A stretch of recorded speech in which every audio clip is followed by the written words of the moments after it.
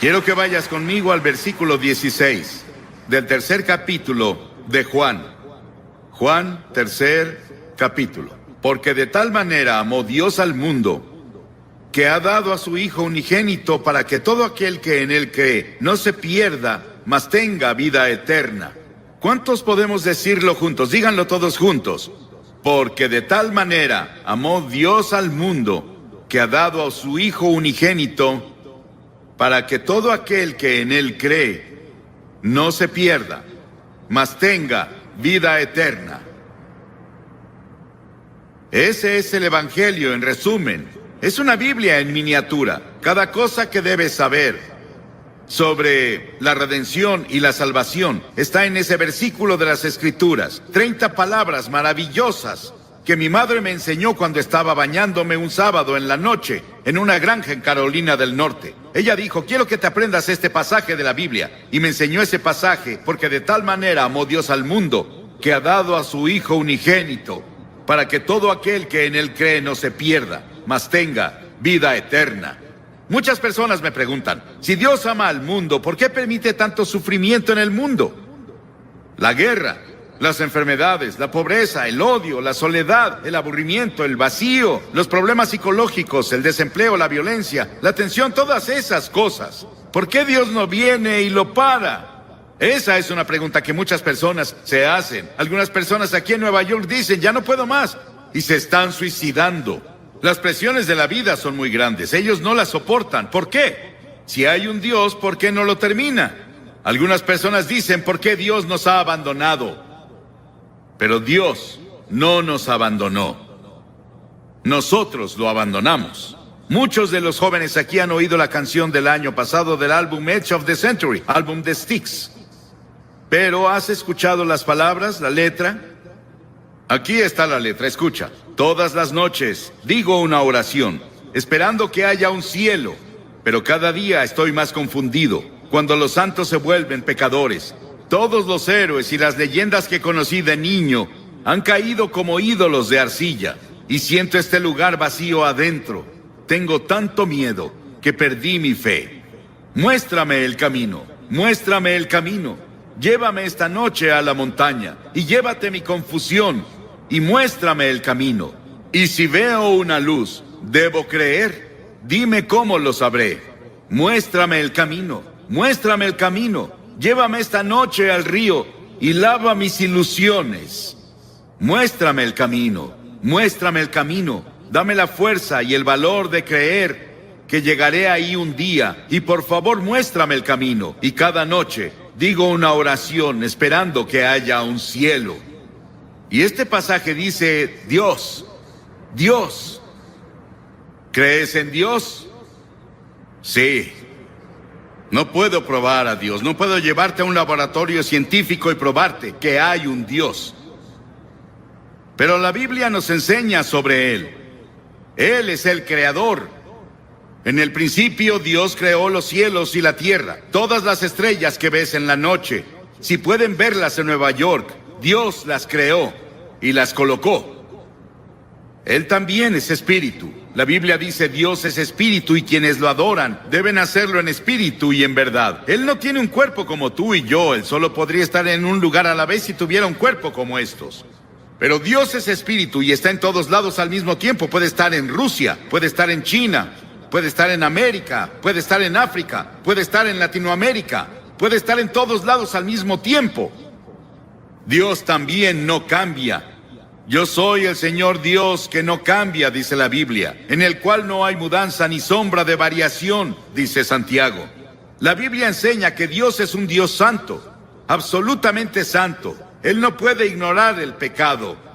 La Biblia también nos dice que Él es un Dios de juicio, pues Dios juzgará toda obra, aun la realizada en secreto. Piénsalo, cada cosa secreta que hiciste, todos tus pensamientos secretos, las cosas que pensaste que nadie sabía, un día serán sacadas a la luz y vas a ser juzgado.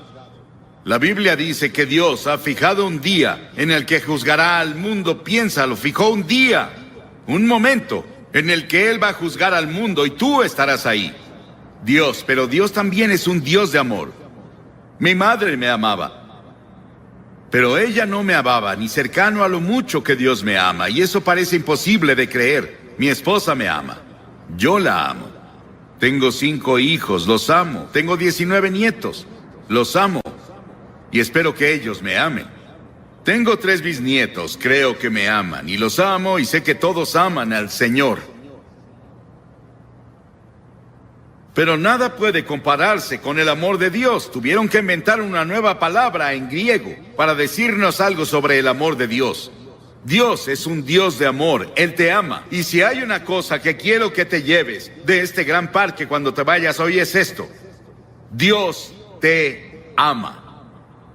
Dios te ama. Dios te ama. Y Dios está interesado en ti. Y Él tiene contados tus cabellos. Él ve al pajarillo caer. Sabe todo de ti y te ama. No importa cuántos pecados hayas cometido o lo que hayas hecho. Podrías haber llegado tan bajo como Nicky Cruz lo describió, su vida hace rato, pero Dios te ama. Y si Dios pudo cambiar a Nicky Cruz y cambió a Johnny Cash, Dios te cambiará, si se lo permites. Y Él puede hacerlo hoy. Comienza ahora. Sí, Dios es un Dios de juicio. Él traerá juicio a cada obra, y Él estableció un día en el que Él traerá el juicio al mundo. Pero Dios también es un Dios de amor. Nada se compara al amor de Dios. La Biblia dice, Dios es amor. Sí, los he amado con amor eterno, dice Jeremías. Y por esa razón Dios creó al hombre. ¿Te has preguntado por qué estás aquí? ¿Por qué Dios creó los humanos? ¿Y cuál es el propósito de los humanos? Dios te creó porque Él es un Dios de amor. Y Él quería que otras criaturas en el universo pudieran elegir amarlo también. Entonces, Él creó al hombre, Adán y Eva. Él los puso en un paraíso perfecto. Y creemos que se localizaba en un país que ahora se llama Irak, en la cabeza del Golfo Pérsico. Mucho de la Biblia se escribió en Irak, Nínive, Babilonia, Ur de los caldeos, de donde viene Abraham. Y Abraham es el padre de los judíos, de los cristianos y del pueblo islámico. Abraham es alguien a quien vemos como el principio. Él venía de Irak y es la razón por la que había mucho interés en Irak durante la guerra del Golfo. Por eso muchos libros fueron escritos en la Biblia sobre el Golfo. Y Dios creó al hombre y lo puso en el jardín del Edén, un ambiente perfecto, un paraíso perfecto. Y Dios le dio al hombre una elección. Dios dijo, quiero que tengas todo el fruto del jardín, salvo un árbol. No puedes comer de ese árbol. Dios probó al hombre. Y Dios dijo, si comes de ese árbol, vas a romper mi ley. Vas a sufrir y morirás. Y el hombre rompió la ley de Dios. Dios le dio el libre albedrío para elegir. Y el hombre eligió rebelarse contra Dios. Escuché un talk show en la tele el otro día. Pude escuchar a casi todos. Discutían qué está mal con la naturaleza humana. ¿Por qué las personas hacen las cosas que hacen? ¿Por qué las personas cometen los crímenes que hay? ¿Por qué las personas dicen mentiras? ¿Por qué hay tantos celos? ¿Por qué hay tantos problemas en el mundo? Es porque el hombre está enfermo. Y la enfermedad se llama pecado. ¿Cuál es la principal causa de la guerra? El crimen, el engaño y el fraude. ¿Por qué debemos tener hospitales y cárceles con barrotes en las ventanas y fuerzas policíacas y fuerzas militares? Nuestros problemas sociales básicamente son morales y espirituales. Y los problemas morales requieren una solución religiosa. Todos estos problemas indican que algo está mal con la naturaleza humana. Las personas esperan que la tecnología o la fuerza política nos salven. Pero Dios dice, tu problema está en tu corazón. El primer pecado que se cometió fue cometido en un paraíso. Es un problema del corazón. Jesús dijo, porque del corazón salen los malos pensamientos, los adulterios, la fornicación, los homicidios, los robos y las calumnias. La Biblia dice en Romanos 6, la paga del pecado es muerte. La Biblia dice, pecado es romper la ley. ¿Qué ley? La ley de la conciencia. ¿Has ido en contra de tu conciencia? Cometiste un pecado. ¿Alguna vez has roto alguno de los 10 mandamientos? Eres pecador. No has cumplido los requerimientos del sermón de la montaña. Eres un pecador. No cumplimos lo que Dios requiere. Somos pecadores ante Dios. Y el pecado se interpone entre Dios y tú. Se interpone entre tú y la paz. Entre tú y la felicidad. Entre el gozo y tú. Entre tú y la seguridad de que si mueres irás al cielo. Salomón, el gran rey de Israel, una vez dijo: no hay un hombre sin pecado. Estamos alejados de Dios, recordemos eso. Estamos separados de Dios. A pesar de eso, Él aún nos ama. Sí, hay un infierno. Hay un infierno en esta vida, pero también hay un infierno en la vida venidera, si estamos separados de Dios. La Biblia enseña que la muerte tiene 3 dimensiones. Hay una muerte natural, cuando mueres. Vas a ser sepultado o vas a ser cremado, como sea que lo hagan. Desaparecemos de esta tierra, pero hay una muerte espiritual. Dentro de ti viven tu alma o tu espíritu. Esa es la parte de ti que vive para siempre. Es la parte con la que tienes comunión con Dios. Y has quebrado la ley de Dios y como resultado estás espiritualmente muerto. Estás muerto para Dios. Y esa muerte continuará a lo largo de toda la eternidad después de que mueras. Y no vas a estar ahí con miles de personas divirtiéndote como muchas personas describen el infierno. Vas a estar solo. Vas a estar en una terrible soledad ahí. Y eso es el infierno. Y podemos tener infierno en esta vida. El infierno en la vida venidera. Y eso se llama muerte eterna. Las palabras que Cristo usa en el Nuevo Testamento para describir el castigo al pecado son pérdida, perecer, condenar, castigo, infierno. Dios vio toda esta confusión y nos vio tropezando en la oscuridad. No sabíamos qué hacer con nuestro ser. Estábamos aburridos por un lado, o muriendo físicamente por el otro. Dios decidió hacer algo al respecto con su amor. Dios no podía olvidarnos, o no cumpliría su palabra, no sería Dios. Dijo que si pecabas, morirías. Que si pecabas, sufrirías. Debemos sufrir y morir para que Dios cumpla su palabra. Un día caminaba con uno de mis hijos en un sendero de Carolina del Norte. Pisamos un hormiguero y vimos abajo y había hormigas muriendo y sufriendo y su casa estaba destruida. Mi hijo me dijo: papá, ¿no sería genial que las ayudáramos a reconstruir su casa y las lleváramos a sus hospitales? Y dije: sí, pero somos muy grandes y ellas chiquitas. Y pensé que era una buena ilustración. Dios miró desde el cielo y nos vio con toda nuestra oscuridad, con nuestros tropiezos y nuestros problemas, y peleas, y disputas, y dificultades, y guerras. Pero Dios era muy grande. Somos muy pequeños. Parecemos hormigas arrastrándose en este planeta. ¿Qué podía hacer Dios? Dios decidió hacer algo al respecto. Dios se volvió hombre. Dios se volvió hombre, y ese hombre es el Señor Jesucristo. Él nació de la Virgen María y vino con un propósito. Él vino a salvarte y a salvarme y a salvar al mundo. Y Él vino a morir. Es el único hombre que vino al mundo con el propósito de morir. Llevó nuestros pecados a la cruz. Lo llevaron fuera de Jerusalén y lo clavaron ahí los romanos, no los judíos, los romanos. Lo llevaron fuera de los muros de Jerusalén y lo clavaron en una cruz.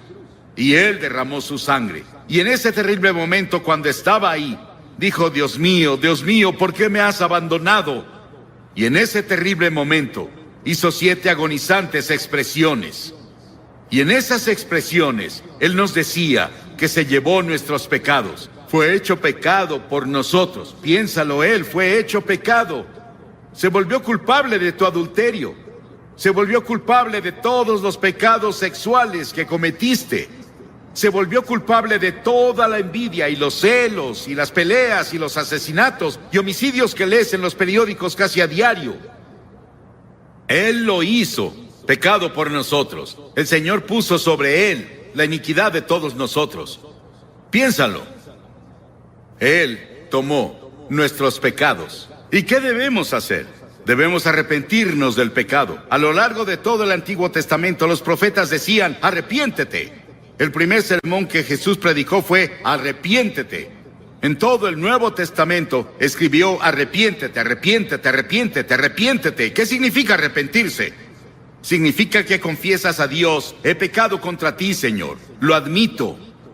Significa que te vuelves de tus pecados. Estás dispuesto a dejar que Dios haga su voluntad en tu vida y estás listo para seguirlo y servirlo. Desde ahora, eso es arrepentimiento. Hace unos días, en nuestro pan diario llamado Llévame a la Cruz, Cliff Barrows me dio esta maravillosa historia.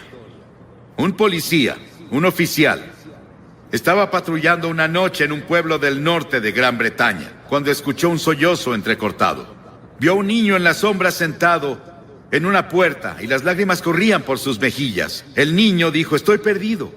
Por favor, lléveme a casa. El policía comenzó a nombrarle calle tras calle, intentando ayudar al niño a recordar dónde vivía. Él nombró tiendas y hoteles en el área, pero no tuvo éxito. Luego recordó que en el centro de la ciudad había una iglesia con una gran cruz blanca que sobresalía por arriba de la ciudad. Él la apuntó y dijo: ¿vive cerca de eso? La cara del niño de inmediato se iluminó. Sí, señor. Lléveme a la cruz. Encontraré mi casa desde ahí. Y si vienes a la cruz hoy, hay un camino. Si vienes por el camino de la cruz, si estás perdido, el único camino a casa es ir a la cruz. La cruz de Cristo dirige a los perdidos a su hogar eterno. Pero Jesús no se quedó en la cruz. Él resucitó de los muertos. Dios resucitó de los muertos. No voy a hablarte sobre un Jesús muerto. Voy a hablarte sobre un Jesús vivo. Y ese Cristo vivo puede venir a tu corazón hoy por el Espíritu Santo y hacerte una nueva persona. Darte una nueva visión de la vida. Quitarte esa soledad. Quitarte esos pecados que has cometido y limpiarlos, para que cuando Dios te vea, no vea tus pecados. Estás justificado a sus ojos, como si nunca hubieras pecado. Y luego la Biblia enseña que Jesucristo vendrá de nuevo un día. Estuve en Jerusalén y estuve hablando un día con el rabí en jefe. Y le pregunté: Señor, ¿cree que el Mesías va a volver? Y él dijo: sí, claro. Y dije: yo también. Pero creo que cuando venga, usted verá que es Jesucristo. Él se rió por un momento con su taza de café y dijo... No se rió, me sonrió. Y dijo: claro, esa es nuestra diferencia. Ambos esperamos al Mesías, pero nosotros creemos que será Jesucristo. Verán al Hijo del Hombre venir sobre las nubes del cielo con gloria, con gran poder y gran gloria. Va a volver y establecerá su reino. Sí. El comunismo no ganó. Ningún ismo va a ganar. Solo Cristo va a ganar. Y un día va a gobernar al mundo. Pero esta noche Él quiere gobernar tu corazón. Él quiere entrar a tu hogar y a tu familia, a tu vecindario. Él quiere entrar a nuestro país. Y Él quiere ser el Rey de Reyes y Señor de Señores. ¿Qué requiere Dios de ti? Ya te dije una cosa: arrepentimiento. Durante la semana pasada celebramos los días más santos del año judío. Yom Kippur, que se celebra el miércoles, es intensamente personal. Los festivales judíos hacen 3 preguntas. ¿Qué hicimos con nuestra vida durante el año pasado? ¿Dónde estás ahora en tu vida? ¿Qué planeas hacer con tu vida el año que viene? Y una de las razones por las que Yom Kippur ejerce una fascinación sobre los judíos es porque el tema de la festividad es tan personal y contemporáneo. No hay una sola persona entre su pueblo que diga: mi vida está completa y espiritualmente plena. Todos fallamos. Y tenemos que decir con los demás: también soy pecador. Estoy separado de Dios. Estoy perdido. Necesito encontrar el camino a casa. No es una opción. Es un mandamiento. En Hechos 17, el apóstol en su sermón dijo: Dios manda a todos los hombres de todas partes que se arrepientan. Piénsalo, Dios lo manda. Es un mandamiento que te arrepientas. ¿Te has arrepentido? ¿Estás seguro? Si no te has arrepentido de tus pecados, nunca verás el interior del reino de los cielos. Entonces ven por fe. Por gracia han sido salvados, por fe y no por obras, para que nadie se jacte. Nunca podrás ganarte entrar al cielo. Debes ir por fe en Cristo. Y vienes por la gracia de Dios. La gracia significa algo que no mereces. No puedes ganártelo. Vienes por fe a Él. Así fue conmigo. con la fe de un niño.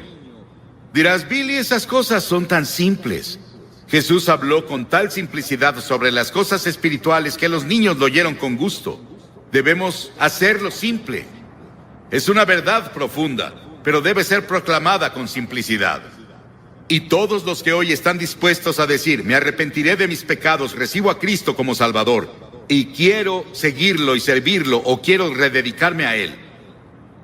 Tal vez quieras renovar tus votos que tomaste en la confirmación o el bautismo o cuando fuera. Y quieres decir, Señor, quiero volver a ti. Me alejé de ti y me confundí y perdí. Quiero que Cristo sea lo primero en mi vida. Quiero que perdone mis pecados. Quiero ir a la cruz y quiero seguirlo de ahora en adelante. Levanta la mano. Sí, hay muchas personas con la mano levantada. Y también muchas personas de pie. No puedo pedirte que te pares porque no sobresaldrías.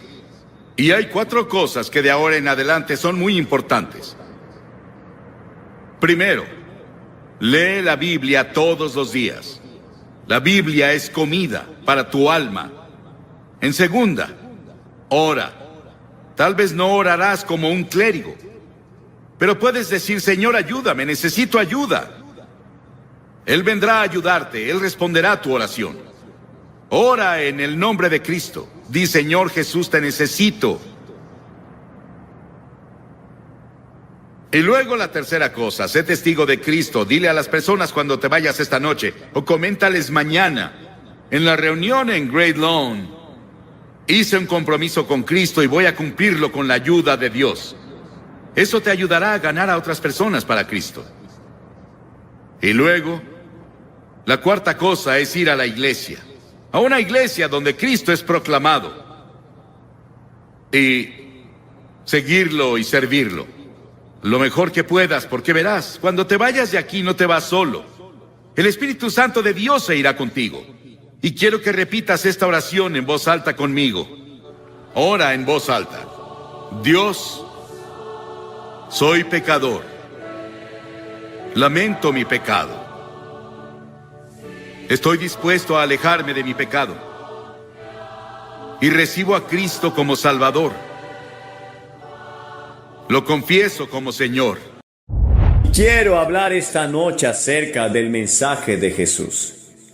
Quiero que abran sus Biblias en el Evangelio de Juan, capítulo 7, versos 45 y 46. El Evangelio de Juan, el capítulo 7 y el verso 45 y 46.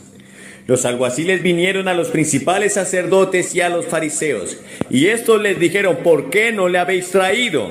Los alguaciles respondieron, jamás hombre alguno ha hablado como este hombre. Quiero volverlo a repetir. Jamás hombre alguno ha hablado como este hombre. Jesús vino a este mundo y cuando empezó a predicar a la edad de 30 años, nadie había hablado lo que Jesús habló. No hubo un filósofo, no hubo un maestro, no hubo un rey. No hubo un sirviente, no hubo nadie que hubiera hablado lo que Jesús hablaba. Pues el mensaje de Jesús estaba tan lleno de amor que nadie había hablado antes del amor como Él habló. Del amor hacia los enemigos, del amor a los que los persiguen y ultrajan. Pero también era un mensaje de juicio, un mensaje de arrepentimiento, un mensaje a aquellos que dejaran sus malos caminos o perecerían. El mensaje de Jesús estaba lleno de esperanza, pero también advertía sobre un juicio venidero. El mensaje de Jesús podía ser escuchado por un rey, podía ser escuchado por un maestro, un fariseo y estar atónito ante su sabiduría. Pero también podía captar la atención de un niño, de un hombre vulgar y de cualquiera que quisiera escucharlo. El mensaje de Jesús iba dirigido no solamente a los maestros, a los sacerdotes, a los reyes, pero también a los niños, también a los hombres vulgares, también a los publicanos y a aquellos que se etiquetaban como pecadores. Por eso jamás hombre alguno había hablado como Jesús. Y ese es el mensaje de Jesús que no ha pasado de moda. Él dijo en Mateo 24:35 que el cielo y la tierra pasarán, pero sus palabras no pasarían. Y en este tiempo en que estamos viviendo, más que nunca necesitamos ese mensaje de confrontación. El profeta Jeremías habló y dijo: pregunten por la senda antigua, anden por las veredas antiguas. Y hoy más que nunca tenemos que volver al mensaje de la palabra de Dios. No al mensaje de filosofías, no al mensaje de estadísticas, no al mensaje que quieren proclamar hoy en las naciones, que está muy lejos de lo que Jesús enseñó. Y quiero hablar de ese mensaje, porque hoy la iglesia está confundida, porque hoy muchos confunden el mensaje de Jesús del amor con la complicidad. Hoy muchos confunden el mensaje de Jesús acerca del reino del cielo con la pluralidad, con la universalidad. Hoy muchos confunden el mensaje de Jesús acerca que hay un camino con las religiones y están errando y es peligroso. Pero Jesús dijo: yo soy el camino, la verdad y la vida. Y ese mensaje debe ser claro, ese mensaje debe ir directo al grano, ese mensaje no debe sufrir ninguna mudanza, ni tampoco frustrarle ni una sola tilde. Ese mensaje debe ser dado con sencillez, con practicidad, pero con verdad. Ay de aquel que le añada o le quite al mensaje que Jesús vino a predicar. Y por eso quiero hablar acerca del mensaje de Jesús. Y el primer mensaje que él empezó a predicar, dice en Mateo 4:17, él dijo: desde entonces comenzó a Jesús a predicar y a decir: arrepentíos, porque el reino de los cielos se ha acercado. El primer mensaje que Jesús habló a los hombres cuando inició su ministerio fue un mensaje llamando al arrepentimiento. Fue un mensaje que confrontaba a las personas. Y arrepentimiento quiere decir cambiar de dirección. Arrepentimiento quiere decir volver por el camino del error hacia el camino de la verdad. El verdadero arrepentimiento no consiste solamente en emociones y lágrimas, pero un verdadero arrepentimiento lleva al apartarse del pecado, al reconocer las faltas y al volver a Jesús. El Señor predicó a aquellos fariseos.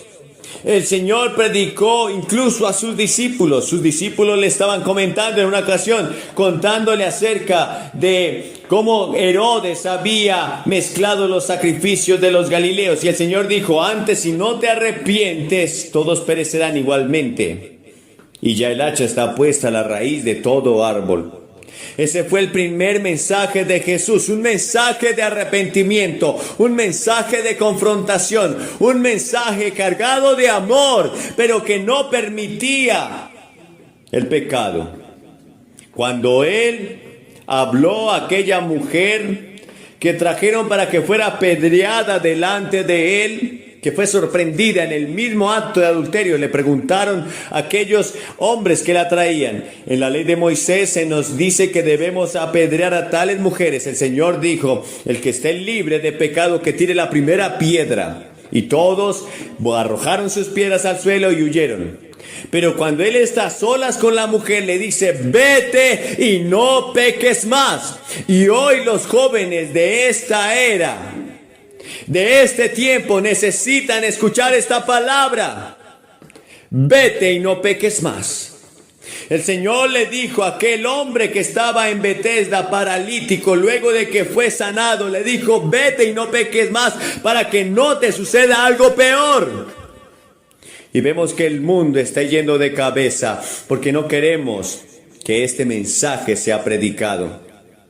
Queremos que nos aplaudan, queremos que nos adulen, queremos que la gente nos anime, pero no queremos oír que debemos arrepentirnos. Pero ese fue el primer mensaje que Jesús predicó en su ministerio.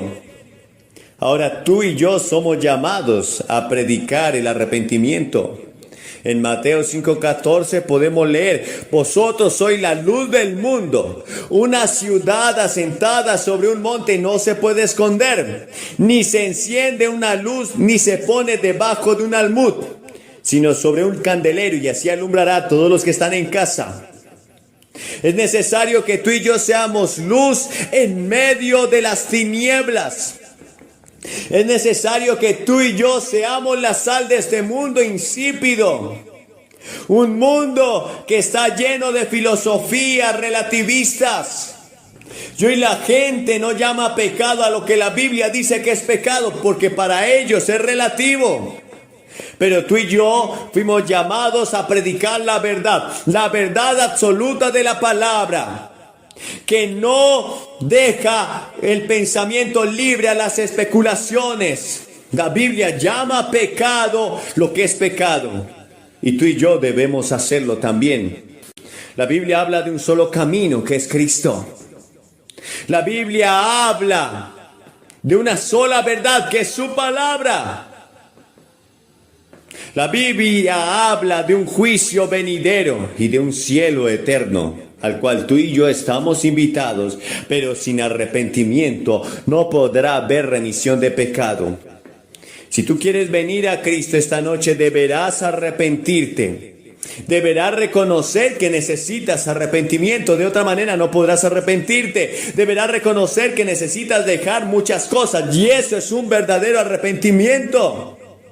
Jesús te está llamando a que tú seas un mensajero y que puedas predicar un arrepentimiento, pero antes tú mismo debes arrepentirte si nunca lo has hecho y si nunca has aceptado a Jesús en tu corazón. Me pregunto si el mensaje de Jesús está siendo predicado hoy por su iglesia. ¿O acaso la iglesia se está volviendo tolerante como el Señor le habló a la iglesia de Apocalipsis? Pero tengo contra ti que toleras que esa mujer Jezabel enseñe y seduzca a mis hijos a fornicar. Una iglesia tolerante, que tolera las modas, que tolera el pecado en sus miembros, que tolera que el mundo enseñe a sus hijos a hacer maldad. El apóstol Pablo habló a los corintios en el capítulo 5 y les dice: de cierto se oye que entre ustedes hay tal fornicación que ni aun se nombra entre los gentiles, y ustedes están envanecidos y deberían estar lamentándose. Y hoy deberíamos estar lamentándonos de todo lo que está pasando en la iglesia. Pero hay un mensaje de esperanza también. Pero el Señor le dijo a esa iglesia: arrepiéntete, porque vendré pronto. Y ese es el mensaje que tú y yo necesitamos escuchar hoy. Señor quiere una iglesia limpia, sin mancha, sin arruga, que fue lavada por la sangre de Cristo. Pero el arrepentimiento y la fe por la cual tú y yo somos salvos no es solamente un sentimiento, es un compromiso, es un estilo de vida, es apartarse del pecado y vivir para Él. Ahora, el mensaje de Jesús también era un mensaje lleno de autoridad. Lucas 4:32 dice: y se admiraban de su doctrina, porque su palabra era con autoridad. Te pregunto si tú tienes autoridad, si hemos perdido como iglesia la autoridad para predicar. El Señor te llama a ti, me llama a mí a tener autoridad. Debemos predicar la palabra con autoridad. Ahora, la autoridad de Jesús en su mensaje tenía tres fuentes. Primero, la palabra de Dios. En el Evangelio de Juan, el capítulo 3, el verso 34 dice: porque el que Dios envió, las palabras de Dios habla, pues Dios no da el Espíritu por medida. Tú y yo debemos enseñar la palabra. Debemos predicar la palabra. Debemos creer que la palabra es suficiente. Porque lamentablemente la iglesia se está llenando de psicología. Se está llenando de filosofía. Se está llenando de las culturas orientales. Estamos trayendo aquí el conocimiento de otras religiones. y lo implantamos en la iglesia como si fuera de la palabra de Dios y acomodamos esas doctrinas erradas, erróneas a la palabra de Dios. Jesús tenía autoridad porque Jesús predicaba la palabra de Dios. Él no hablaba por sí mismo, sino que hablaba lo que el Padre le había dado. En el verso 10 de Juan 14 dice: ¿no crees que yo soy en el Padre y el Padre en mí? Las palabras que yo os hablo, no las hablo por mi propia cuenta, sino de que el Padre que mora en mí, Él hace las obras. Jesús no hablaba palabras porque sí. Y cuando tú y yo predicamos del Evangelio, no debemos hablar nuestras palabras, sino que las palabras de Dios deben ser dichas. Juan 17:8, porque las palabras que me diste les he dado y ellos las recibieron y han conocido verdaderamente que salí de ti y han creído que tú me enviaste. Tú estás llamado a predicar la palabra como iglesia, y desde cada púlpito y desde cada sermón y desde cada cruzada y cada evento que tengamos estamos llamados a predicar la palabra. De otra manera no creerán. La segunda fuente que tenía Jesús acerca de su autoridad era la presencia del Espíritu Santo en su vida. Lucas 3, 21 y 22. Aconteció que cuando todo el pueblo se bautizaba, también Jesús fue bautizado, y orando el cielo se abrió. Y descendió el Espíritu Santo sobre él en forma corporal como paloma. Y vino una voz del cielo que decía: tú eres mi Hijo amado, en ti tengo complacencia. El Espíritu Santo debe estar llenando tu vida y mi vida. Y si tú eres un verdadero cristiano, has nacido de nuevo, el Espíritu Santo está sobre ti. Pero ahora el apóstol Pablo dijo: pero debe ser lleno del Espíritu Santo. Si tú eres un cristiano, pero no eres lleno del Espíritu Santo, no eres controlado por el Espíritu Santo, y el fruto del Espíritu no podrá estar en ti. No hay forma de ser lleno de amor, paz, gozo, paciencia, benignidad, bondad, fe, templanza y mansedumbre, a menos que el Espíritu Santo te llene. Y no podrás enfrentar el pecado a menos que seas lleno del Espíritu Santo. Y no podrás enfrentar a Satanás a menos que sea lleno del Espíritu Santo. Él dijo que no nos iba a dejar huérfanos, que el Espíritu Santo vendría a nosotros y nos tomaría otra vez. Y Jesús estaba lleno del Espíritu Santo cuando Él vino del desierto. Luego de ser tentado, estaba lleno del Espíritu Santo, de tal modo que los demonios huían, las enfermedades se iban y la gente se admiraba de su doctrina. Y la tercera fuente de autoridad que había en Jesús para predicar la palabra era su ejemplo. Juan 13:15, porque ejemplo os he dado, para que como yo os he hecho, vosotros también hagáis. Y Lucas 2:52 dice que Jesús crecía en sabiduría y en estatura y en gracia para con Dios y los hombres. Tu testimonio y mi testimonio es importante. Y debemos cuidar nuestro testimonio como ministros, pero debes cuidar tu testimonio como un hijo de Dios en tu trabajo, en tu escuela y en el lugar donde Dios te haya puesto. Es necesario que seas luz y que seas sal. De otra manera no podrás tener autoridad cuando predique. Y la gente te verá como un charlatán. No hay cosa más frustrante para un hombre de Dios, un ministro de Dios, que pierda su autoridad a causa de su testimonio. Es necesario que aquel que es un ministro tenga buen testimonio de los de afuera para que no caiga en descrédito y lazo del diablo. Tú y yo debemos tener un testimonio limpio para que nadie tenga de qué acusarte. Y si murmuran de vosotros como malhechores, dice la Biblia, entonces glorificarán al Padre allá en el día del juicio, cuando se den cuenta que tus obras serán limpias. Pero si la gente murmura de ti y tienen razón, entonces no tenemos ningún mérito, mas somos culpables. En tercer lugar, el mensaje de Jesús también era un mensaje de esperanza. En Mateo 4:23 dice, y recorrió Jesús toda Galilea, enseñando en las sinagogas de ellos y predicando el evangelio del reino y sanando toda enfermedad y toda dolencia en el pueblo. Jesús recorría cada rincón de Galilea, de Judea, del reino de Israel. Él iba sanando al pueblo, pero también iba predicando el mensaje del reino, diciéndoles que había un reino eterno al cual Él quería que todos llegaran. Porque esta gente estaba siendo oprimida por el imperio romano. Porque esta gente estaba siendo esclavizada a tributos. Porque esta gente estaba llena de injusticia de parte de aquellos que los gobernaban. Pero Jesús les decía, hay algo más adelante, hay algo más poderoso. Y enseñaba y predicaba el evangelio. El evangelio son buenas noticias. El evangelio son noticias de vida eterna y salvación. En Mateo capítulo 5, Él habló acerca de las bienaventuranzas. Quizás nunca las hayas escuchado o leído. Yo quiero leértelas hoy.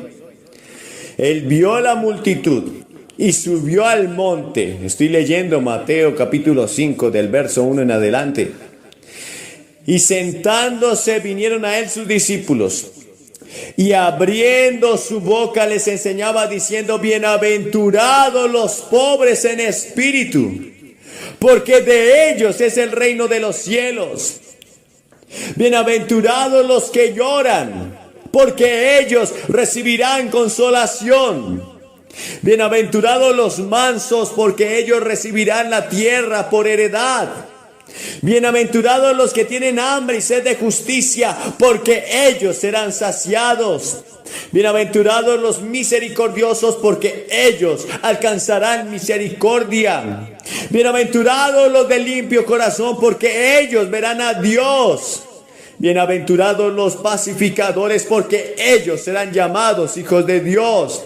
Bienaventurados los que padecen persecución a causa de la justicia, porque de ellos es el reino de los cielos. Bienaventurados sois, dijo Jesús, cuando por mi causa os vituperen y os persigan y os digan toda clase de mal contra vosotros mintiendo. Gozaos y alegraos, porque vuestro galardón es grande en los cielos, porque así persiguieron a los profetas que fueron antes de vosotros. El mensaje de Jesús no fue un solo mensaje al arrepentimiento. No era tan solamente un mensaje lleno de autoridad, pero era un mensaje de esperanza. Y hay esperanza para ti esta noche. Hay esperanza para ti en este día. Si has vivido frustrado, amargado y llorando, si has enfrentado situaciones que te han dejado al borde del colapso, hoy puedes tener esperanza. Tú puedes ver la mano de Jesús en la frente de un leproso en Marcos 1:41. Que el leproso se acercó y le dijo, Señor, hay esperanza para mí. Si quieres puedes limpiarme. Y Jesús puso su mano sobre él y le dijo, quiero ser limpio. Jesús le dio un mensaje de esperanza a la prostituta. Le dijo en Lucas 7:50, ve en paz. Luego de que ella lo adoró. Jesús le dio un mensaje de esperanza al publicano cuando le dijo, es necesario que pose en tu casa. Él quiere entrar a tu corazón. Él quiere entrar y estar en tu casa. No quiere ser un visitante. Quizás has estado en la iglesia durante años. Quizás vas a las escuelas dominicales. Quizás te bautizaste o incluso sirves. Pero aún no has entregado por completo tu corazón a Jesús. Bueno, Él quiere hoy entrar a tu casa como lo hizo con Zaqueo. Pero Él dio un mensaje de esperanza a todo el mundo. Juan 3:16, que fue la cita que yo memoricé de niño. La primer cita. Porque de tal manera amó Dios al mundo que ha dado a su Hijo unigénito para que todo aquel que en Él crea no se pierda, mas tenga vida eterna. Él no quiere que se pierda ninguna alma de que el Padre le ha entregado. Pero debes hacer tu parte. Él hizo su parte en la cruz. Él tomó tu lugar, Él descendió del cielo, se hizo semejante a los hombres, vivió en una condición humilde, lleno de pobreza. Lo maltrataron, lo desfiguraron y luego torturado fue puesto allí en ese madero de la cruz, derramó cada gota de sangre por ti, pero ahora es necesario que tú le aceptes. Finalmente dice en Juan 14, 1 al 3, no se turbe vuestro corazón, creed en Dios, creed también en mí. En la casa de mi Padre hay muchas moradas. Si así no fuera, yo le hubiera dicho, voy pues a preparar lugar para vosotros. Y si me fuere y os prepararé lugar, vendré otra vez y os tomaré a mí mismo, para que donde yo estoy, vosotros también estéis. Ese es el mensaje de esperanza de Jesús. Esta vida es pasajera. Esta vida es ilusoria. Esta vida está cargada de vanidad. Y Moisés dijo en el Salmo 90 que pronto pasa y volamos. En un abrir y cerrar de ojos. La vida del hombre es comparada en la Biblia como la flor que se marchita, que en la mañana sale y a la tarde es cortada. La vida del hombre es comparada en la Biblia como la neblina que aparece por una esquina y desaparece por otra. Y así es comparada tu Biblia, porque aunque puedas vivir 100 años o más, eso no es nada comparado con una eternidad. Y si rehusas hoy aceptar a Cristo, te perderás para siempre. Una eternidad sin Cristo, separado de Dios, separado de la alegría, del amor, de la emoción. Solamente tristeza, llanto y crujir de dientes. Pero hoy es un llamado al arrepentimiento, un llamado lleno de autoridad porque es la palabra de Dios, pero un llamado de esperanza. Te voy a pedir que aceptes a Cristo esta noche. Te voy a pedir que te levantes y vengas. Una de las cadenas de televisión tiene una serie de 5 programas sobre los inicios del cristianismo e incluyen la crucifixión de Jesucristo, una de las imágenes más gráficas que haya visto. Y entre todos los emblemas del mundo, ninguno es admirado, glorificado y adorado como la cruz.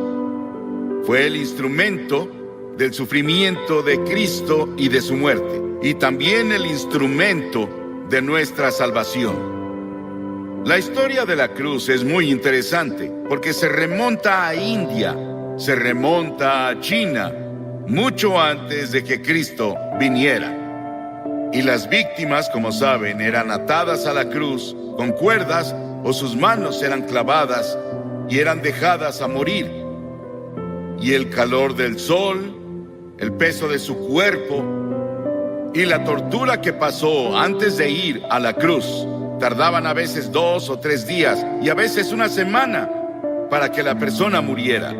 En una cruz, la más terrible, la más fea, la más dolorosa forma de morir que podamos imaginar. Pero para el tiempo de Constantino, en el siglo IV, y él se había vuelto cristiano o uno profesante, como un instrumento de tortura, fue abolido. Y luego en las naciones cristianas comenzaron a usar la cruz como símbolo del cristianismo. Era labrada en sus carretas, sobre lo que tenían, y la cruz se volvió el símbolo de todo lo que representaba el cristianismo. Y a través de organizaciones como la Cruz Roja, se ha vuelto un símbolo internacional de buena voluntad y ayuda a otras personas. Hebreos, el 6º capítulo, dice: es imposible aquellos que una vez iluminados, que han saboreado el don celestial, que han tenido parte en el Espíritu Santo, y que han probado la buena palabra de Dios y los poderes del mundo venidero, si se apartan, no pueden renovar su arrepentimiento, ya que crucifican contra sí mismo al Hijo de Dios de nuevo y lo exponen a la vergüenza pública. siempre que se proclama el Evangelio. Los que escuchan el mensaje y reciben a Cristo como Salvador, lo hacen a través de la cruz, pero si descuidas o rechazas la oferta de Dios de amor y misericordia de la cruz, tú ayudaste a crucificar a Jesucristo.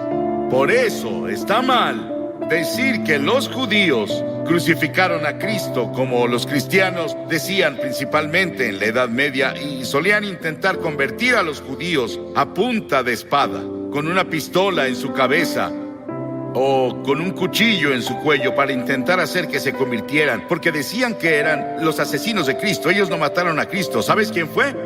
Todos nosotros. Todos tuvimos parte en su muerte, porque su muerte fue planeada antes de la fundación del mundo por el pecado. Y la Biblia dice que todos pecamos y no alcanzamos la gloria de Dios. Hay 4 dimensiones de la cruz en las que pienso cuando hablo de ella. Pienso en la amplitud de la cruz. El amor de Cristo se manifiesta en la cruz de Cristo, que incluye a todo el mundo. El amor de Dios se extiende a África, a Asia, a Latinoamérica, a Rusia, a China, a Estados Unidos, a Canadá, a todo el mundo. Te incluye a ti, quien quiera que seas, de cualquier religión, o si no tienes religión. Dios te ama y dice desde la cruz: te amo. Y hay una longitud de la cruz. No tiene medida. Se extiende de la eternidad a la eternidad, de lo eterno a lo eterno. Cuando Noé construyó el arca, ¿saben cuánto medía? 137 metros de largo. Cuando Salomón construyó el templo, ¿saben cuánto medía? 27 metros. Si construyes una caja para herramientas, puedes medir la madera con una regla. Pero ¿cómo mides de lado a lado el amor de Dios? En la cruz. La Biblia dice, Pablo dice, que el amor de Dios sobrepasa todo conocimiento. No hay forma de que una mente finita comience a entender el amor de Dios que dio a su Hijo en la cruz para morir por ti. Porque tú y yo merecíamos morir. Merecíamos el infierno y el juicio. Y luego pienso en la altura de la cruz. Se extiende al trono de Dios. No importa qué tan alto sea el cielo. A través de la cruz Dios atrae a todos los hombres a Él. Y tú debes tomar una decisión sobre Jesucristo. Los científicos buscan en el espacio más y más y más lejos y no pueden huir de Dios. El tema de la astronomía y el tema de la frontera espacial me emociona. Hay científicos aquí esta noche, saben mucho más sobre la altura del universo de lo que yo puedo explicar. Pero el cielo está por ahí. No sabemos exactamente dónde. Dices, ¿crees que el cielo es un lugar? Sí, creo que es un lugar. Creo que voy a ver las calles doradas y caminaré por ellas. Y creo que voy a vivir creo que en una choza. Algunos de ustedes vivirán en mansiones. Sí, el cielo va a ser un lugar glorioso. Y no puedes ir más allá del amor de Dios, incluso en el cielo. Y en lo profundo del amor de Dios, en la cruz, puedes caer en el pozo sin fondo del pecado y la degradación. Y puedes vivir como un animal. Puedes ser un asesino. Puedes ser un violador. Puedes ser lo que sea. Pero no puedes ir más allá del amor de Dios. La cruz cubre hasta las mismas puertas del infierno. ¿Qué tan profundo es? Hay personas hoy que intentan ver qué tan profundo pueden ir al corazón de la tierra y qué tan profundo es el espacio. No pueden escapar de Dios. Porque mientras estudiamos las profundidades de la energía, buscamos la unidad. Es una de las razones por las que estudian eso en Illinois. La Biblia dice que profundas son las riquezas de la sabiduría y del conocimiento de Dios. Atrae a cada pecador a la exaltada altura del cielo. Pero yo, cuando sea levantado de la tierra, atraeré a todos a mí mismo, dijo Jesús. Piensa en la cruz por un momento y en su sufrimiento, por ti y por mí. Dice que Jesús soportó 5 heridas básicas, que los médicos definen como primera, contusión, cuando lo golpearon en la cabeza y lo torturaron y le pusieron la corona de espinas por ti. Laceración. Le descubrieron la espalda y con látigos de cuero largos con ganchos de acero en la punta lo golpearon hasta que sangraba, de pies a cabeza. Era el método romano. Torturaban a los prisioneros antes de llevarlos a la cruz. Luego hubo penetración cuando le enterraron la corona de espinas en la frente y su cabeza sangró. Hubo una perforación cuando clavaron los clavos en sus manos y pies. Hubo una incisión cuando le pusieron la lanza en el costado. Ese sufrimiento, esos clavos en sus manos y pies, los pusimos tú y yo y todas las personas del mundo, porque todos tuvimos parte en la muerte de Cristo por nuestros pecados. Nuestros pecados lo pusieron en la cruz y tú participaste. Tal vez estás viendo por televisión en algún lugar y te gustaría venir a la cruz esta noche y encontrar el amor de Dios y el perdón de Dios y el toque de Dios en tu vida. Y luego quiero que vayamos a la cruz desde otro punto de vista. Quiero que veamos las frases de Cristo desde la cruz. En general oímos un sermón así un Viernes Santo y eso es todo. Pero la mayoría no vamos a la iglesia el Viernes Santo y nunca lo oímos. Hay 28 profecías en el Antiguo Testamento sobre la cruz. Capítulos enteros. Está Génesis 22 y Salmo 22 e Isaías 53 y Levítico 16, que especialmente tienen que ver con el sufrimiento de Cristo en la cruz. Cientos y miles de años antes de que Él fuera a la cruz. Estaban bajo la inspiración del Espíritu Santo, los autores del Antiguo Testamento. Y los primeros vienen del Salmo 22. Jesús estaba citando las Escrituras cuando dijo, Dios mío, ¿por qué me has abandonado? Es una cita del Salmo 22, pero luego vas un poco más lejos y verás por qué lo dijo. Porque las Escrituras dicen, tú eres santo. Nunca entenderás el Antiguo Testamento con todos sus sacrificios de sangre. Nunca entenderás la Biblia. Nunca entenderás la muerte de Cristo en la cruz hasta que entiendas que Dios es santo y justo y puro y que no puede ni siquiera ver el mal. En ese terrible momento de agonía del Señor Jesucristo en la cruz, Él estaba solitario, olvidado por sus amigos. Y luego llegó una sombra por primera vez desde que la eternidad comenzó entre Dios el Padre y Dios el Hijo, porque Dios no puede ver el pecado, porque en ese momento Él puso tus pecados y los míos en Cristo, y Cristo sufría por nosotros. Y en ese momento misterioso fue hecho pecado por nosotros el que no conoció pecado. ¿Sabes qué significa? Fue hecho pecado. Él no conocía pecado. Nunca dijo una mentira. Nunca tuvo un pensamiento malvado. Nunca tuvo avaricia o lujuria. Y de pronto, toda esa suciedad y mugre de tu vida y de mi vida descendieron en Él. Y nadie entenderá nunca el misterio de ese momento. Ningún teólogo puede explicarlo, que me convenza al menos. Fue el gran amor de Dios por ti que permitió que su Hijo tomara ese sufrimiento. Y la segunda cosa de la cruz que oímos es cuando Él dijo, tengo sed. Y ese es el cumplimiento del Salmo 69, 21.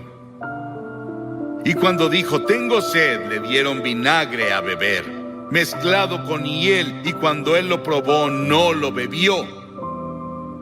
Lo probó, como leemos en Juan, en otro de los evangelios, pero Él no lo tomó. ¿Por qué?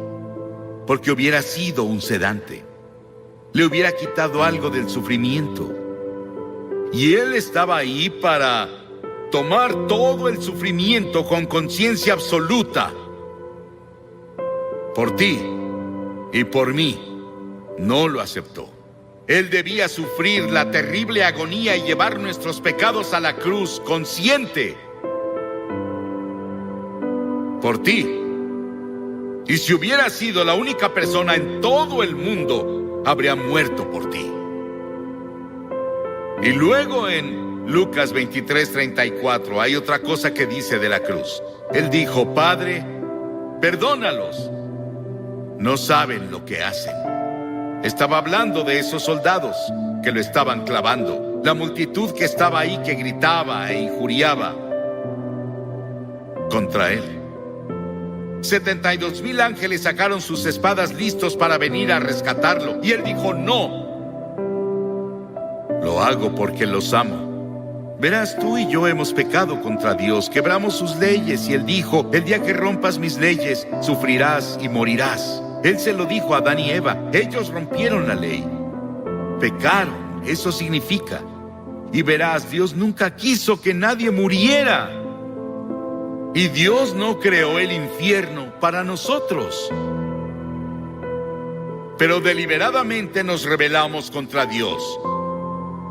Y Dios no sería Dios, Él no sería justo y recto y santo si viniera a darnos palmaditas y dijera: te perdono.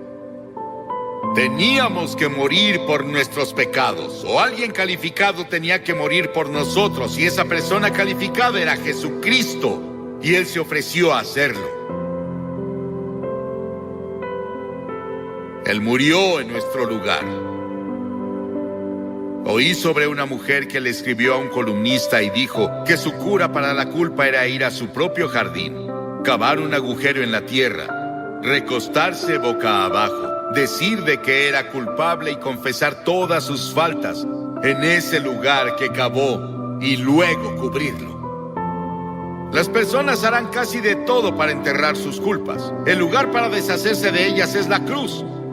Por siglos las personas han hecho cosas desesperadas para enterrar la culpa.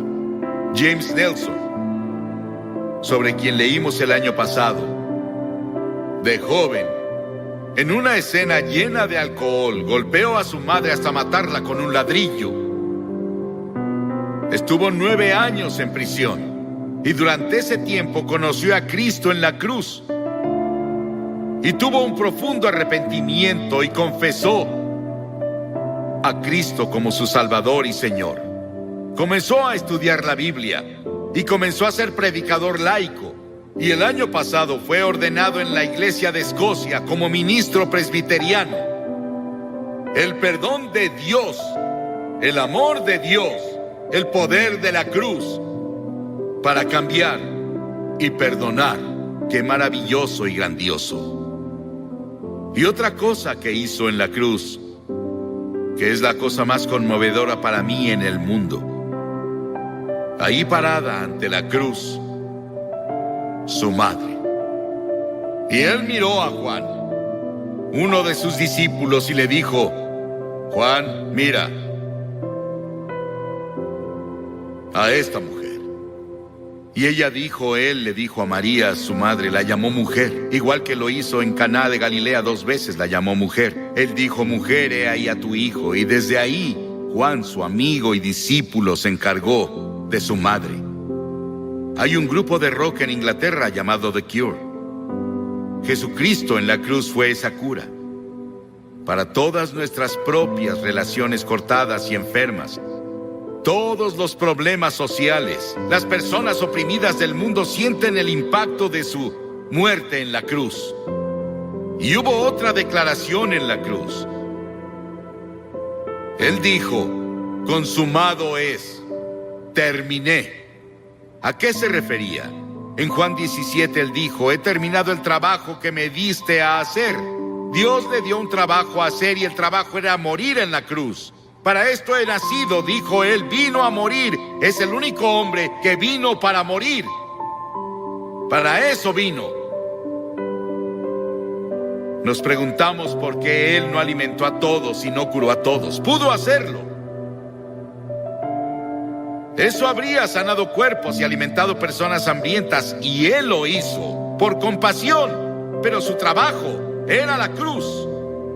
Y por eso la cruz es tan importante, porque ahí enfrentas la eternidad.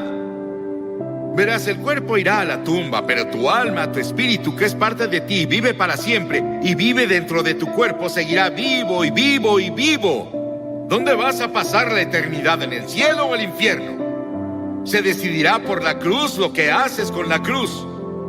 Porque desde la cruz Él te pide que te arrepientas de tus pecados y lo recibas como Señor y Salvador. Sí, fue consumado. Y luego dijo algo más. En Lucas 23, y cuando Jesús había clamado en voz alta, dijo: Padre, en tus manos encomiendo mi espíritu. He visto a personas morir. Bastantes personas morir. Oigo su estertor de muerte en su garganta. Pero no hubo estertor de muerte en la garganta de Jesús.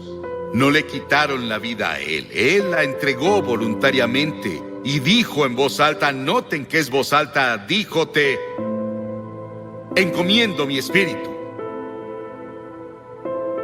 En tus manos, Señor, encomiendo mi espíritu. Él entregó su espíritu a Dios el Padre. Y al decir esto, Él nos otorgó a cada uno de nosotros la posibilidad del regalo de la vida eterna. Puedes tener vida eterna esta noche. Estábamos perdidos, confundidos, sin un propósito ni significado en la vida, sin seguridad de una vida futura. Y Jesús desde la cruz nos alcanzó por la muerte y nos rescató.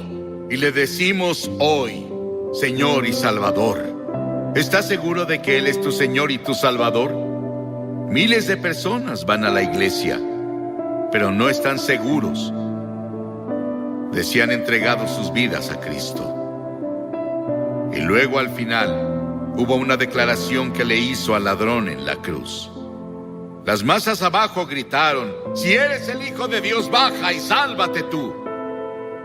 Y otros le decían: salvó a otros, pero no puede salvarse él. Se burlaban, abucheaban, se reían. Y ambos ladrones lo criticaban. Verás, él estuvo en la cruz por 6 horas. Y las 3 primeras horas, ambos lo estaban criticando y burlándose de él, como las multitudes abajo. Pero uno de los ladrones comenzó a ver. Ambos eran culpables. Ambos merecían morir según las leyes romanas. Pero uno de ellos comenzó a ver a Jesús y comenzó a ver algo que no había visto nunca antes. Él vio que Jesús era diferente y comenzó a decirse: debe ser el Hijo de Dios, debe ser el Señor. Y reprendió al otro ladrón diciendo: ¿no temes a Dios? Nosotros merecemos estar aquí, pero él no ha hecho nada malo. Luego se giró a Jesús y dijo: Señor. Y la palabra Señor significa mi Señor personal. Él dijo: Señor, acuérdate de mí cuando vengas en tu reino. ¡Qué acto de fe! Y Jesús dijo, ¿qué dijo Jesús? Hoy estarás conmigo en el paraíso. Y los ángeles del cielo atendían para ver quién sería el primero a quien llevaría al paraíso. Era un ladrón que merecía el infierno. El perdón y la misericordia de Dios va más allá de nuestra comprensión. No podemos casi ni expresarlo. Sí, ese ladrón estará en el cielo y vamos a verlo. Jesús lo llevó por la muerte en la cruz. 2 ladrones. ¿Cuál eres tú? ¿En qué cruz estás? ¿En la que se rechaza y se descuida, o incluso en la que se burla? ¿O en la que recibe y acepta? Te pido que hagas un compromiso con Cristo esta noche, así de simple. ¿Qué tienes que hacer? 3 cosas. Primero, debes arrepentirte de tu pecado. La palabra arrepentirse es cambiar. Cambiar tu forma de vida. Cambia tu actitud. Y no puedes hacerlo solo, pero Dios te ayudará si estás dispuesto. La segunda cosa es por fe recibir a Cristo en tu corazón. Por fe. No solo venir intelectualmente. El hombre no puede ir a Dios solo con su mente. Debe ir por fe, como un niño que confía en su padre o madre. Y en tercera, debes estar dispuesto a seguirlo y servirlo. No solo recibirlo, es ser su seguidor cada hora del día. No te volverás perfecto, pero cambiarás de dirección en tu vida. Vas para acá y te giras por el Espíritu de Dios a una dirección diferente. Ahora quiero que abra su Biblia en Mateo capítulo 2 del verso 9 al verso 11. Y ellos, habiendo oído al rey, se fueron. Y aquí la estrella que habían visto en el oriente iba delante de ellos hasta que llegando se detuvo sobre donde estaba el niño. Y al ver la estrella se regocijaron con muy grande gozo. Y al entrar en la casa vieron al niño con su madre María. Y postrándose lo adoraron. Y abrieron sus tesoros y le ofrecieron presentes: oro, incienso y mirra. La Navidad no es un mito, tampoco una tradición, ni mucho menos es un ensueño. Es una realidad gloriosa, es un tiempo de alegría. El pesebre de Belén se convirtió en el vínculo que unió un mundo perdido con un Dios amoroso. De ese pesebre vino un hombre que no solo nos enseñó una nueva forma de vivir, sino que nos introdujo a una nueva relación con nuestro Creador. La Navidad significa que Dios está interesado en los seres humanos, que Él nos ama tanto, que estuvo dispuesto a dar la vida de su único Hijo para que todo aquel que en Él crea no se pierda, mas tenga vida eterna. Pero ¿qué significa para ti la Navidad? ¿Qué significa para ti ese niño que nació en un pesebre? ¿Qué significa para ti ese momento glorioso donde Dios estaba permitiendo que su Hijo naciera de una virgen? ¿Sabes? Aquí estábamos leyendo la historia de unos magos que vinieron de Oriente a adorar a ese niño. Sin embargo, esos magos estaban un poco equivocados de dónde nacería el niño, porque ellos habían escuchado una antigua profecía que está en Números 24:17. Dice: lo veré, mas no ahora, lo miraré, mas no de cerca. Saldrá estrella de Jacob y se levantará cetro de Israel, y herirá las sienes de Moab y destruirá a todos los hijos de Set. Habían escuchado esa antigua profecía de un hombre llamado Balaam, y ellos habían escuchado que nacería esa estrella, un hombre singular, un hombre sin igual, un hombre que legislaría no solamente a Israel, sino a todo el mundo. Y habían venido a adorarle. Sin embargo, cuando ellos llegaron a Jerusalén, cuando ellos llegaron a la antigua Israel, llegaron justo al palacio del rey, porque ellos creían que ese rey del mundo iba a nacer en un palacio, porque ellos creían que ese Salvador, que esa estrella iba a nacer en medio de lujos, en medio de gran glamour, en medio de gran placer. Pero ese no era el plan de Dios. El plan de Dios era enviar a su Hijo y que tomara forma de siervo y hecho semejante a los hombres se hiciera obediente hasta la muerte y muerte de cruz. Que Jesús con su pobreza enriqueciera al mundo y escogió a una joven familia de Israel. Un hombre descendiente de David que se llamaba José, que era justo y bueno. Una joven virgen que solo quería hacer la voluntad de Dios. Dos personas que, aunque eran muy humildes de condición, estaban dispuestos a obedecer a Dios. Y escogió a esta joven pareja que venían de una condición muy humilde. Y quiero decirte que no importa cuán humilde seas, no importa en qué país vivas, no importa de qué raza, qué color de piel seas, si quieres hacer la voluntad de Dios y eres humilde, Él te escogerá y Él hará grandes cosas contigo.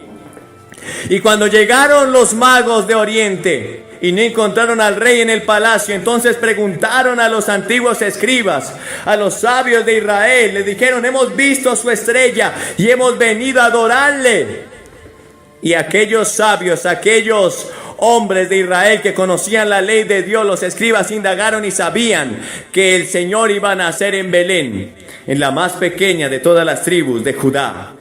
Así que los magos fueron despedidos por Herodes y les dijo Herodes: vayan y adoren a ese niño, búsquenlo, y cuando lo encuentren háganmelo saber para que yo también vaya y le adore. Así que los magos siguieron la estrella y la estrella se detuvo justo en un pesebre. No se detuvo en un palacio, no se detuvo en una gran mansión, no había allí un gran edificio.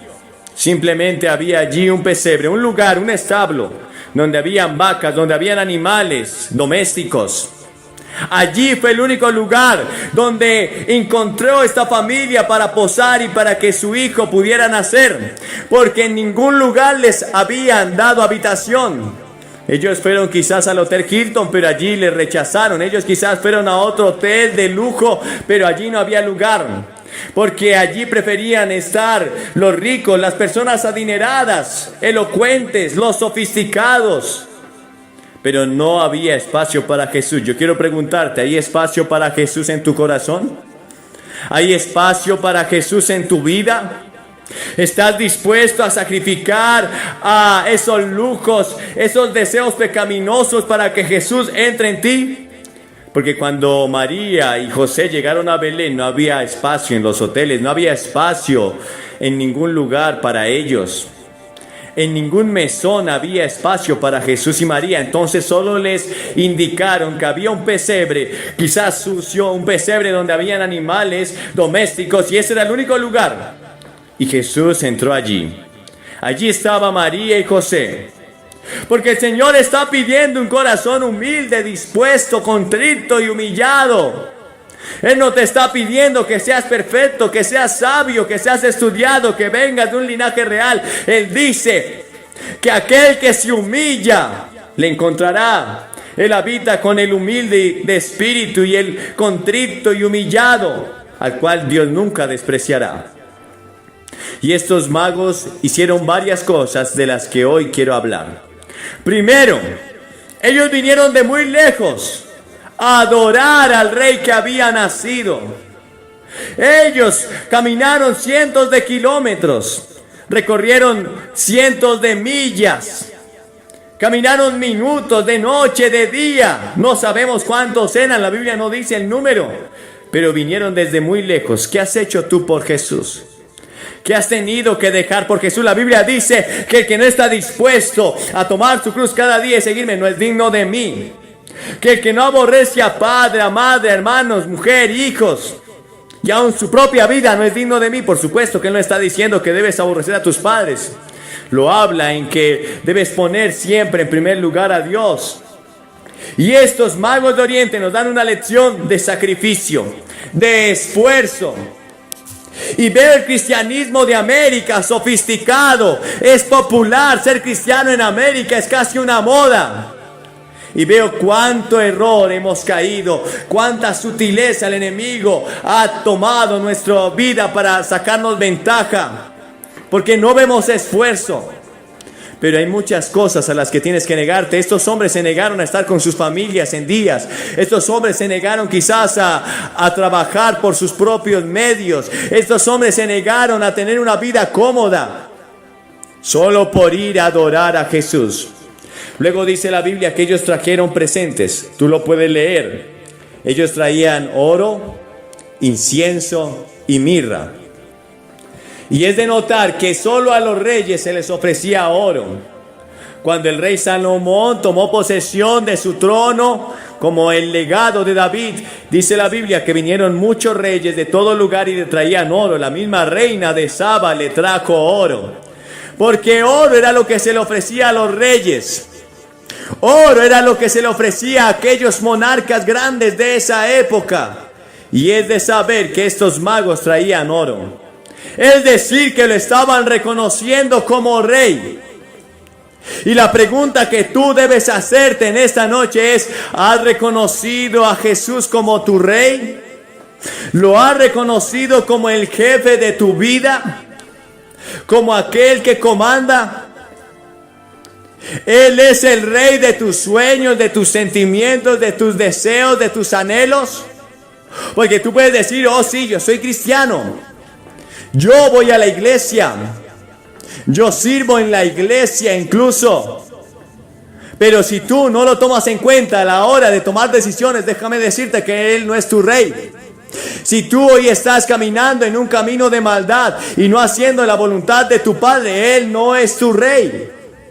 Porque cuando tú le reconoces como rey, estás dispuesto a someterse, a hacer su voluntad.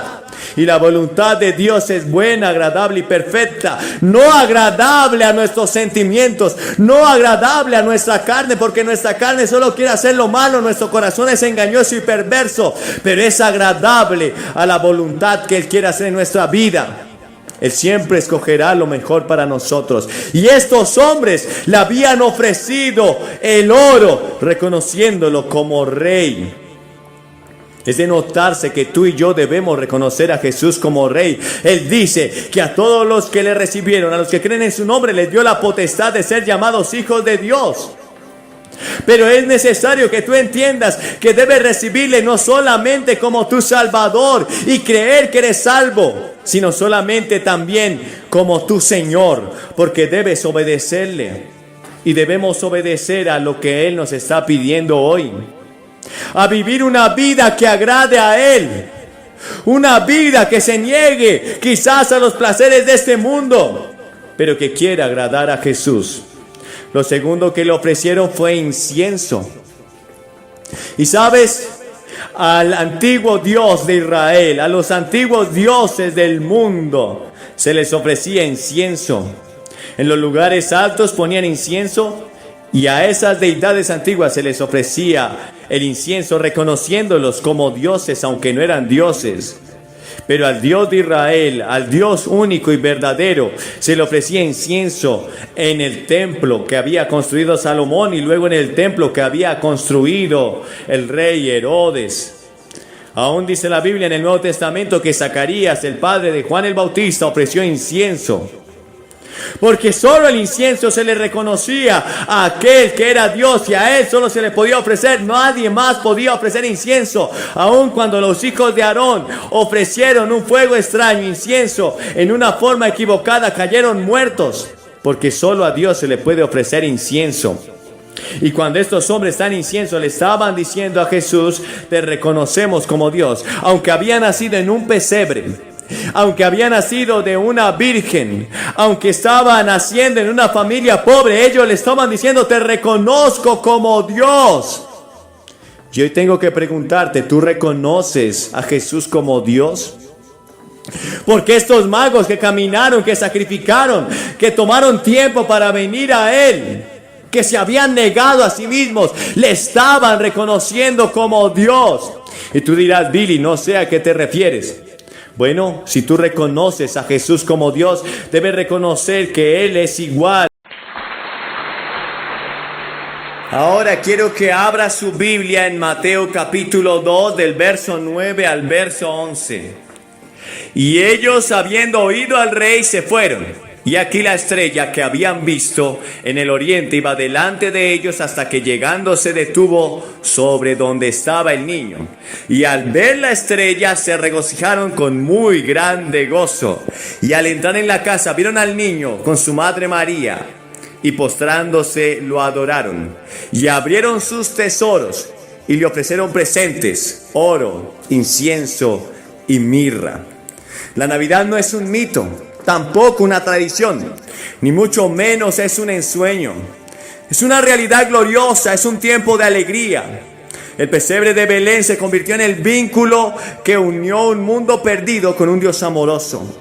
De ese pesebre vino un hombre que no solo nos enseñó una nueva forma de vivir, sino que nos introdujo a una nueva relación con nuestro Creador.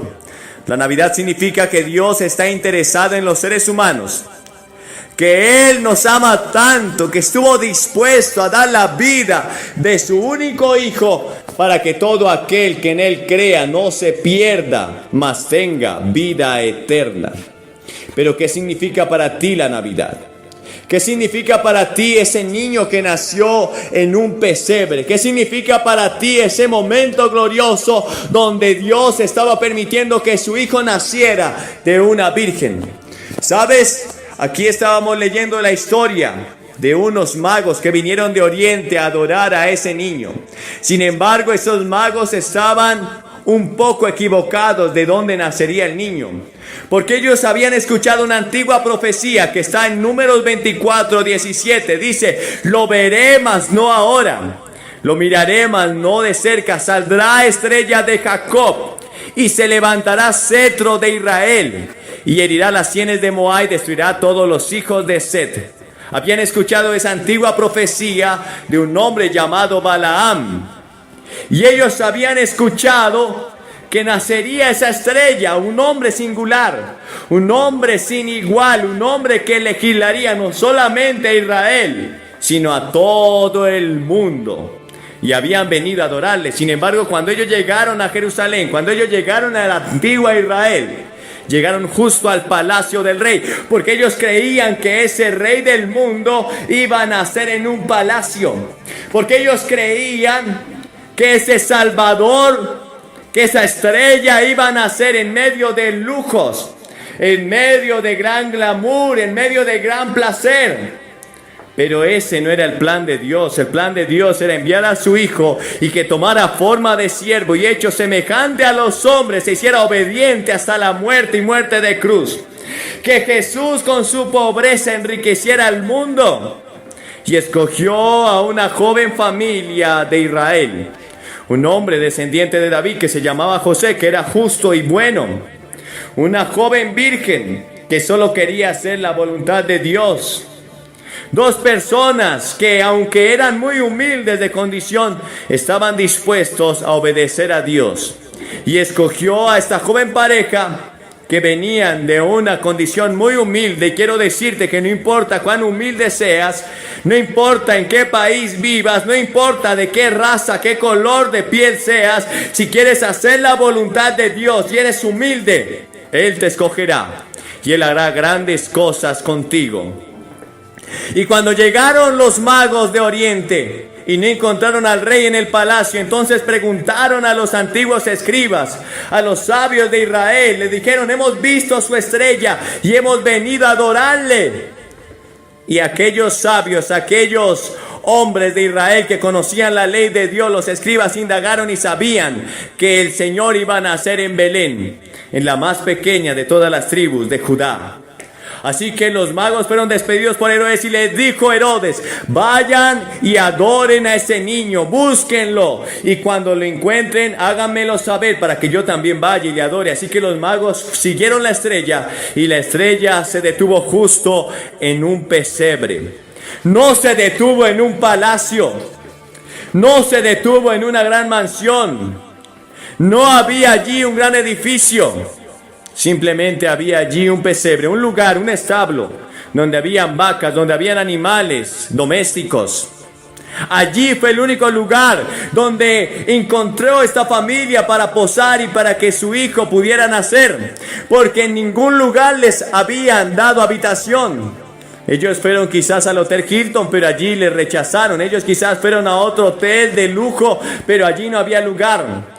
Porque allí preferían estar los ricos, las personas adineradas, elocuentes, los sofisticados.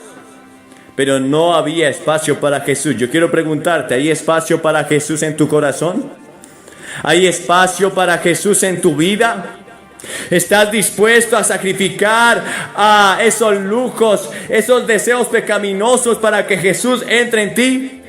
Porque cuando María y José llegaron a Belén, no había espacio en los hoteles, no había espacio en ningún lugar para ellos. En ningún mesón había espacio para Jesús y María. Entonces solo les indicaron que había un pesebre, quizás sucio, un pesebre donde habían animales domésticos, y ese era el único lugar. Y Jesús entró allí. Allí estaba María y José. Porque el Señor está pidiendo un corazón humilde, dispuesto, contrito y humillado. Él no te está pidiendo que seas perfecto, que seas sabio, que seas estudiado, que vengas de un linaje real. Él dice que aquel que se humilla le encontrará. Él habita con el humilde de espíritu y el contrito y humillado, al cual Dios nunca despreciará. Y estos magos hicieron varias cosas de las que hoy quiero hablar. Primero, Ellos vinieron de muy lejos a adorar al rey que había nacido. Ellos caminaron cientos de kilómetros, recorrieron cientos de millas, caminaron minutos, de noche, de día. No sabemos cuántos eran, la Biblia no dice el número, pero vinieron desde muy lejos. ¿Qué has hecho tú por Jesús? ¿Qué has tenido que dejar por Jesús? La Biblia dice que el que no está dispuesto a tomar su cruz cada día y seguirme no es digno de mí. Que el que no aborrece a padre, a madre, a hermanos, mujer, hijos, y aun su propia vida no es digno de mí. Por supuesto que Él no está diciendo que debes aborrecer a tus padres. Lo habla en que debes poner siempre en primer lugar a Dios. Y estos magos de Oriente nos dan una lección de sacrificio, de esfuerzo.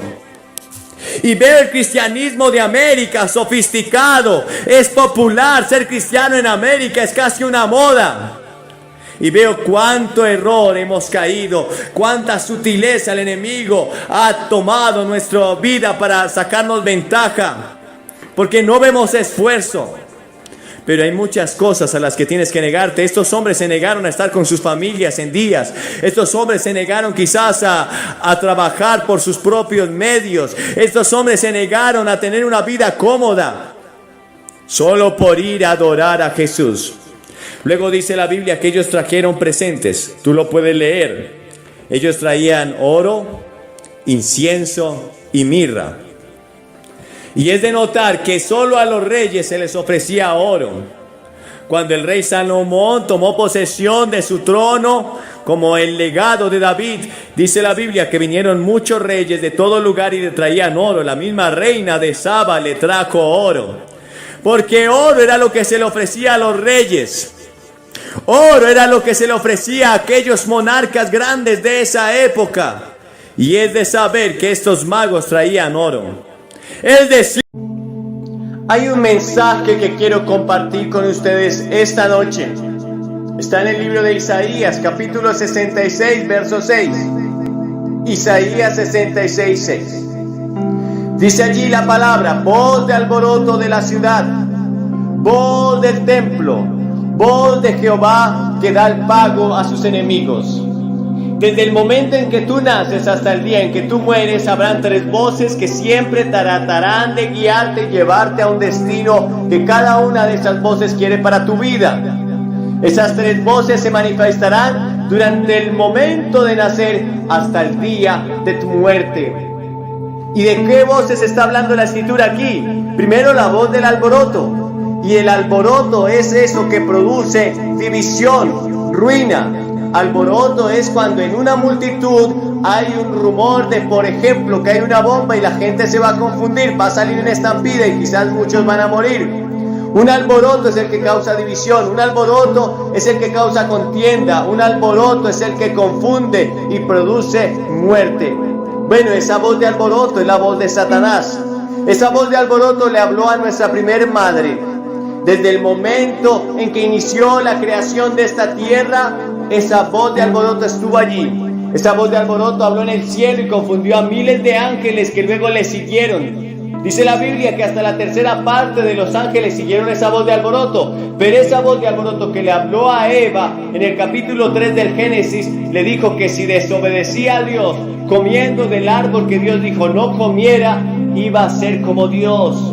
Que esa desobediencia le iba a dar la capacidad de ser como Dios, conociendo el bien y el mal y guiándose por su propia moralidad. Pues Eva obedeció esa voz y esa voz produjo muerte a toda su descendencia y a ella misma. Quizás has escuchado esa voz.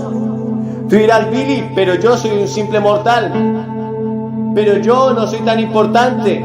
O quizás soy muy importante, soy el pastor de la iglesia, quizás soy un hombre de Dios, una mujer de Dios. Pero yo quiero decirte que esa misma voz le habló a Jesús. Dice la Biblia en Mateo capítulo 16 en el verso 22. Jesús les había dicho a sus discípulos: es necesario que yo suba a Jerusalén y allí sea entregado a los gentiles y muera a causa de los pecados de esta tierra.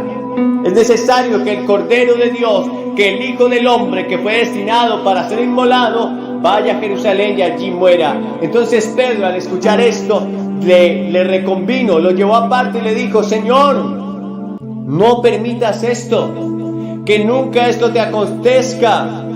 Y entendiendo Jesús que era la voz de Satanás, la voz de alboroto que quería confundirlo, le dijo: apártate de mí, Satanás, porque no pones la mira en las cosas de Dios, sino en las de los hombres. Esa voz de alboroto trató de confundir a Jesús. Esa voz de alboroto es la que trae acusación a tu vida, para traerte remordimiento. Dice en Zacarías capítulo 3 que esa voz estaba a la mano derecha del sumo sacerdote para acusarle. Pero esa misma voz fue reprendida por el ángel de Jehová, diciéndole: que Jehová te reprenda, oh Satanás, que Jehová te reprenda, Jehová que escogió a Jerusalén. ¿Cuántas veces has seguido la voz de alboroto? ¿Cuántas veces has seguido la voz de Satanás, que te incita a pecar, que te incita a hacer maldad, que te incita a hacer lo malo y a desobedecer a Dios? Quizás como a Eva, decirle que establezca sus propios límites morales y que entonces tendrá la capacidad de discernir lo bueno y lo malo, y lo que Él establezca bueno será bueno para Él, y lo que Él establezca malo será malo para ella. Esa voz es la que confunde, pero el seguir esa voz solo producirá muerte en tu vida. Luego tenemos la voz del templo. ¿Y a qué se refiere con la voz del templo? Pero la Biblia nos habla que nosotros somos templo del Espíritu Santo. Más aún, cuando nosotros somos templo del Espíritu Santo, eso no quiere decir que seamos buenos. De hecho, la Biblia dice que en nuestro corazón, en nuestro cuerpo, en nuestro ser natural solo hay maldad. Dice la Biblia en Génesis capítulo 6 que cuando Dios vio el corazón de los hombres, lo único que pudo ver fue que el pensamiento de los hombres era solamente hacer lo malo. De continuo solamente pensaban en hacer lo malo. La Biblia dice que manifiestas son las obras de la carne, dice en Gálatas 5:19, que son adulterio, ira, fornicación, inmundicia, idolatría, lascivia, pleitos, celos, enemistades, iras, contiendas. Porque en nuestra carne solo está el hacer lo malo. Esa voz del templo fue la que un día le habló allí al rico insensato. Dice la Biblia en el capítulo 12 del libro de Lucas. En el capítulo 12 del libro de Lucas y en el verso 13. Aquel hombre insensato, aquel hombre que estaba recibiendo mucho dinero, aquel hombre que pensó que podía almacenar mucho dinero, porque alguien quería justificarse ante Jesús y le dijo: Señor, dile a mi hermano que reparta su herencia conmigo. Y entonces Jesús le refirió una parábola diciendo: la heredad de un hombre, en el capítulo 12, verso 16, la heredad de un hombre rico había producido mucho, y él pensaba dentro de sí diciendo: ¿qué haré? Escuchen que esta voz, él tuvo una conversación consigo mismo, quizás tú la has tenido. ¿Qué haré? Porque no tengo dónde guardar mis frutos. Y dijo: esto haré. Derribaré mis graneros y los edificaré mayores, y allí guardaré todos mis frutos y mis bienes. Y diré a mi alma: alma, muchos bienes tienes guardados para muchos años. Reposa, come, bebe, regocíjate. Pero Dios le dijo: necio, esta noche vienen a pedirte tu alma y lo que has provisto, ¿para quién será? Esta voz del templo estaba engañando a este hombre. Esta voz le estaba diciendo: tienes muchos bienes guardados para muchos años. Esta voz le estaba diciendo: come, bebe, regocíjate. Olvídate de las leyes de Dios. Olvídate de seguir a Dios. Aprovecha tu vida. Quizás la voz de tu propio cuerpo, joven, te está diciendo que tengas una sexualidad desordenada, que aproveches tu juventud, que bebas, que fumes, quizás que hagas cosas perversas, porque tu carne, el querer en tu carne solo está en hacer lo malo, dijo el apóstol Pablo. El deseo de la carne es contra el espíritu y el del espíritu contra la carne, y estos se oponen entre sí. Y si no tienes una naturaleza nacida de nuevo, entonces solo hay en ti maldad. Esta voz engañó a este hombre y Dios le dijo: necio, esta noche vienen a pedir tu alma y lo que has provisto, ¿de quién será? Dice la Biblia que así es todo aquel que es rico para consigo mismo, pero se olvida de Dios. y la voz de tu templo, la voz de tu carne te está engañando y te está llevando a apartarte y a olvidarte de tu Dios. Pero luego tenemos la voz de Dios. Esta misma voz fue la que le dijo a este rico insensato: necio, esta noche vienen a pedir tu alma, y lo que has provisto, ¿para quién será? Ahora, esa voz de Dios dice que le habla a todos los hombres. En Hechos 17:31 dice: por cuanto ha establecido un día en el cual juzgará al mundo con justicia, por aquel varón a quien designó, dando fe a todos con haberle levantado de los muertos. Dios ha designado un día. En el verso 30, Hechos 17 dice: pero Dios, habiendo pasado por alto los tiempos de esta ignorancia, ahora manda a todos los hombres en todo lugar que se arrepientan. Esa es la voz de Dios llamando al arrepentimiento. Esa es la voz de Dios diciéndole, mostrándole al hombre su maldad. Esa es la voz de Dios mostrándole al hombre que si no se arrepiente y se vuelven a Él, serán condenados a un eterno infierno. ¿Cuál de estas voces estás escuchando? ¿Estás escuchando la voz de Satanás que te dice que si desobedeces vas a ser igual a Dios? ¿O quizás estás escuchando la voz de tu templo, de tu carne, que te incita a pecar, a la lujuria, a la sexualidad, a la inmoralidad, a la glotonería, a la gula, a la pereza? O quizás hoy vas a escuchar la voz de Dios que te dice que te arrepientas, que te dice que hay un día establecido de juicio, que te dice que de tal manera amó Dios al mundo que ha dado su Hijo unigénito para que todo aquel que en él crea no se pierda, mas tenga vida eterna.